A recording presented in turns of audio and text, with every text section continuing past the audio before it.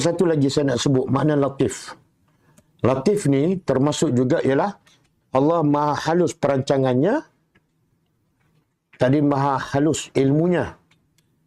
Yang kedua juga latif makna Allah maha halus perancangannya. Sampai manusia tak terfikir pun Allah nak buat apa-apa kebaikan. Ataupun Allah nak tolak mudarat. Kita tak terfikir pun. Contoh, Nabi Yusuf AS, di hujung kisah dia kata apa? Tuhan ni maha latif dengan aku.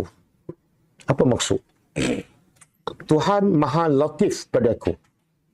Maksudnya, itu perancangan Allah untuk menjadikan aku orang yang hebat, orang yang mulia, jadi menteri, sangat halus. Aku tak terfikir pun. Bapa Nabi Yusuf, Nabi Yaakob pun tak terfikir. Adik-beradik dia? Lagi tak terfikir. Macam mana tu? Dia kena jadi hamba. Daripada dicampak dalam perigi, logiknya apa? Matilah. Matilah sebab dia budak kan? Dimakan serigala. Dimakan serigala. Matilah logiknya. Lepas tu, daripada perigi, Allah hantar Gembala pedagang-pedagang. Beli kan? Sebenarnya itu perancangan Allah. Betul. Perancangan Allah apa? Nak bawa Yusuf daripada pergi masuk ke istana. Allah hantar. Kemudian beli.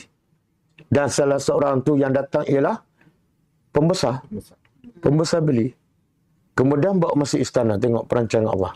Daripada rumah Nabi Yaakob, masuk pergi, dia hantar pedagang, beli dan jual pada istana. Masuk istana. Kemudian bila masuk istana, perancangan Allah beda.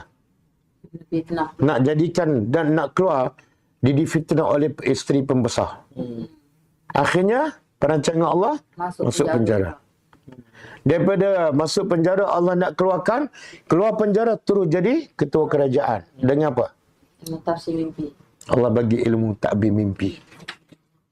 Lepas tu hujung sekali, Nabi Yusuf kata, Inna Allah latifun. Allah sangat halus perancangan dia. Itu yang ada ayat baik bagi kita tapi tak baik bagi orang. Ya. Sebab itulah kita jangan duk belagak lah. Jangan duk rasa hebat. Perancangan kita hebat. Kadang-kadang yang kita rancang, kita rasa hebat tapi kosong. Tak ada apa-apa pun. Jadi apa patut kita buat? Kita buat je apa yang Allah suruh, serah pada Allah. Pandailah Allah rancang yang terbaik untuk kita bila kita ikut perintah dia.